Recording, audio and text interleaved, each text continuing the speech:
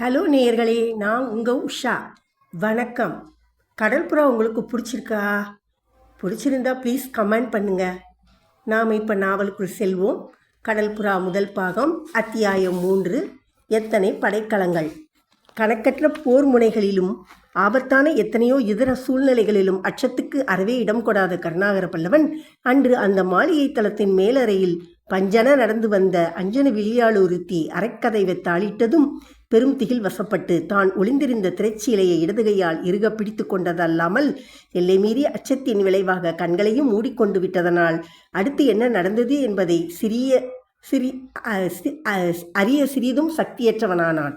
ஊனக்கண்கள் மூடிவிடும்போது திறக்கும் சுபாவமுள்ள அவன் மனக்கண்கள் மட்டும் நன்றாக மலர்ந்த புது புது கற்பனைகளை கிளப்பிவிட்டதால் நான் இருப்பதை அறிந்தவுடன் இந்த அழகி கதறுவாள், மாளிகை காவலர் வருவார்கள், ஆகவே மேலும் சண்டைதான் என்று தனக்குள்ளேயே சொல்லிக் கொண்ட கருணாகர பல்லவன் அவள் கூச்சலை எதிர்பார்த்து இருந்த இடத்திலேயே அசைவற்று நின்றான்.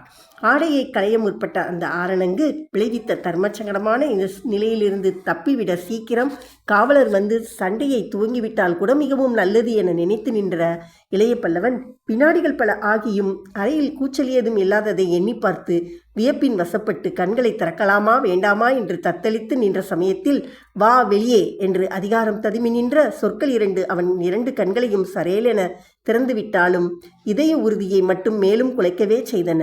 ஆண்மகன் ஒருவன் அறையில் மறைந்திருக்கிறாள் என்பதை அறிந்ததால் அந்த ஏந்திலை கதறுவாள் என்று எதிர்பார்த்ததற்கு முற்றும் மாறாக அவள் வெகு நிதானமாகவும் அச்சம் இல்லாமலும் அதிகாரத்துடன் தன்னை வெளியே வரும்படி அழைத்ததை கேட்டவுடன் வியப்பின் எல்லையை எய்திய இளைய பல்லவன் குனிந்த தலையை நிமிர்த்தி திரைச்சீலைக்கு மேல் எட்டி பார்த்து கண்களை அகல விரித்தான்.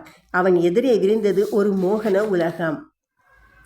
அவள் சேலை இடையில் நன்றாக இழுத்து சுற்றப்பட்டிருந்தாலும் மடிப்புகள் நன்றாக அமையாமல் ஆங்காங்கு அலங்கோலமாக தொங்கியதால் பழைய ஆடையை களைய முற்பட்டதுமே திரைக்கு பின்னால் தான் இருப்பதை அவள் அறிந்திருக்க வேண்டுமென்றும் சேலையை சரையலென்று எடுத்து அவசரமாக சுற்றி கொண்டிருக்க வேண்டுமென்றும் ஊகித்து கொண்டானாலும் அப்படி அலங்கோலமாக சேலையை அவள் சுற்றி கொண்டிருந்ததே அவளுக்கு எத்தனை அழகாயிருக்கிறது என்பதை எண்ணி பார்த்த அந்த பல்லவ வாலிபன் அடுக்கடுக்காக கொசுவி பட்டைகளை ஒட்டி புனையப்படும் ஆடையில் இருப்பதை விட அலங்கோல ஆடையில் பெண்களின் அழகு எத்தனை வசீகரத்தை பெறுகிறது, அப்படி இருக்க பெண்கள் எதற்காக ஆடை பிரிவதற்கு இத்தனை சிரமப்பட வேண்டும் என்று தன்னையே கேட்டுக்கொண்டான்.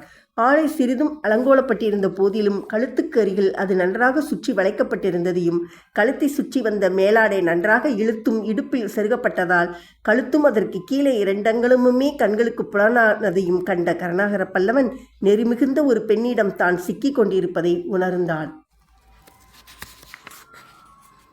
இப்படி எண்ணங்களும் இதயமும் ஒருங்கே மயங்க மலைத்து நின்று திரைச்சீலைக்கு மேலே இருந்த கண்களால் எதிரே இருந்த மோகன பிம்பத்தை எடை போட்டு கொண்டிருந்த இளைய பல்லவன் வா வெளியே என்று இரண்டாம் முறை எழுந்த அதிகார குரலின் காரணமாக கனவுலகத்தில் இருந்து நனவுலகத்துக்கு வந்தவன் மெல்லச் சமாளித்து கொண்டு இடது கையை பற்றி சீலையை விடுத்து சமாளித்து கொண்டு வெளியே வந்தான். வலது கையில் வாளை உருவி பிடித்த வண்ணம் வந்த அந்த வாலிபனை அந்த ஏந்திலையும் எவ்வித படப்படப்பும் இன்றி ஆராய்ந்தான். ஆடவன் ஒருவன் தனது அறையில் ஒளிந்து கொண்டிருக்கிறான் என்பதை அறிந்தும் கூச்சல் போடாமலும் அந்த அறையில் இருந்த ஒரு வாளை உருவி பிடித்து கொண்டு தன்னை மிரட்டி வெளியில் அவள் அழைத்ததையும் கண்ட கருணாகர பல்லவன் அச்சத்தை சொப்பனத்திலும் காணாத வீராங்கனை ஒருத்தியிடம் தான் சிக்கி கொண்டிருப்பதை உணர்ந்தான். அப்பொழுதுதான் அந்த அறையை சுற்றி கவனித்த இளைய பல்லவன் சுவர்களில் பல இடங்களில் பலவிதமான வாட்கள் தொங்கிக் கொண்டிருப்பதை பார்த்ததன்றி அந்த பெண் வாளை பிடித்து கொண்டிருந்த முறையையும் பார்த்து அவளுக்கு ஓரளவு பயிற்சியும் இருக்க வேண்டும் என்றும் ஊகித்து கொண்டான். அறையை சுற்றி அவன் கண்கள் சுழன்றதையும் தன் கைவாளின் மீது அவை கடைசியாக நிலைத்ததையும் கவனித்த அந்த அழகி அவன் உள்ளத்தில் ஓடிய எண்ணங்களை புரிந்து கொண்டவள் போல், ஆம், எனக்கு வாளை பிடிக்க தெரியும், அவசியமானால் சுழற்றவும் முடியும், ஆகவே உன் கையிலுள்ள வாளை கீழே எறிந்துவிடி, எதிர்ப்பு பலனளிக்காது என்றாள் தடமான குரலில். அவள் பேச்சில் கண்ட துணிவும் கருணாகர பல்லவனுக்கு மென்மேலும் பிரமிப்பை அளித்தாலும் அவள் சொற்படி வாளை கீழே எறிய இஷ்டப்படாமல், மன்னிக்க வேண்டும், இந்த வாள் என் ஆயுள் துணைவன், பல வருடங்களாக நாங்கள் இணைபிரியாதிருக்கிறோம், ஆகவே இப்பொழுது இதை புறக்கணிப்பதற்கில்லை தவிர என்று பதில் சொல்ல முயன்று மென்று விளங்கி இழுத்தான். அவள் வண்டு விழிகள் வியப்பினால் மலர்ந்தன. தவிர சொல் மேலே என்று மலர் அதரங்கள் உத்தரவிட்டன. அவள் அஞ்சன விழிகளை ஒருமுறை கருணாகர பல்லவனின் விழிகள் நன்றாக ஏறெடுத்து பார்த்தன.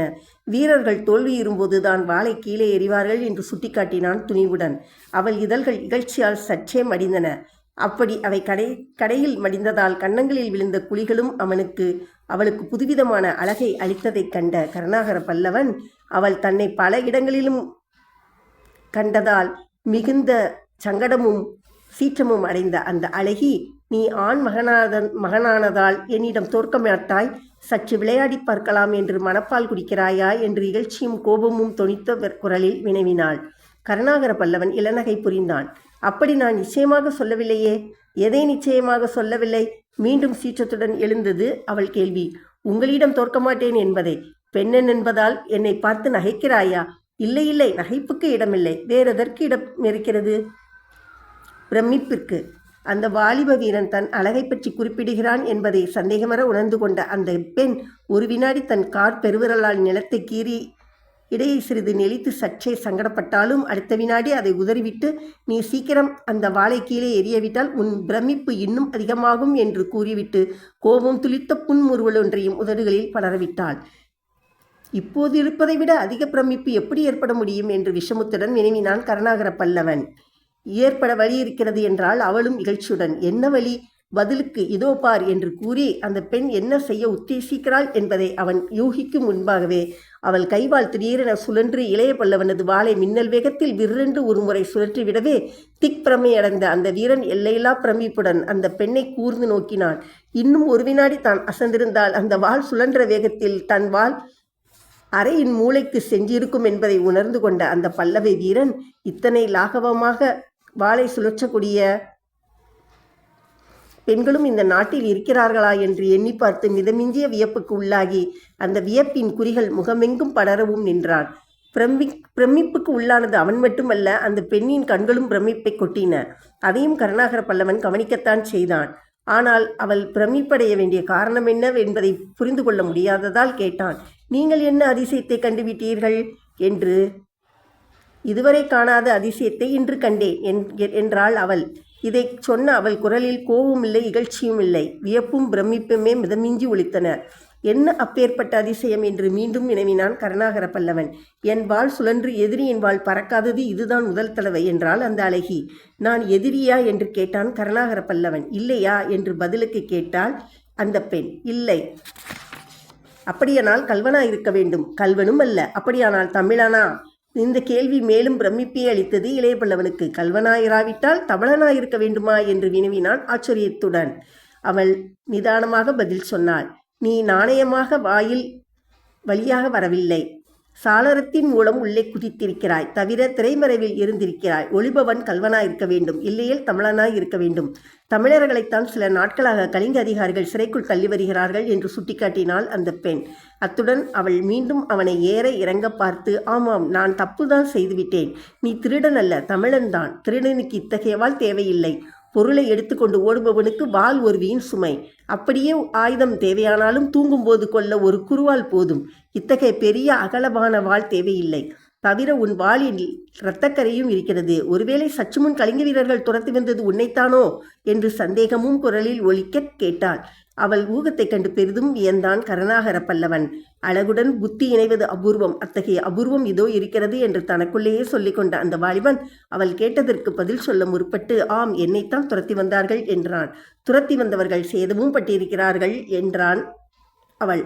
அந்த வாலிபன் வாளில் தோய்ந்திருந்த குருதியைக் கண்டு, எனக்கு ஓரளவு போரிட தெரியும் என்று சங்கோச்சத்துடன் கூறினான் இளைய பல்லவன்.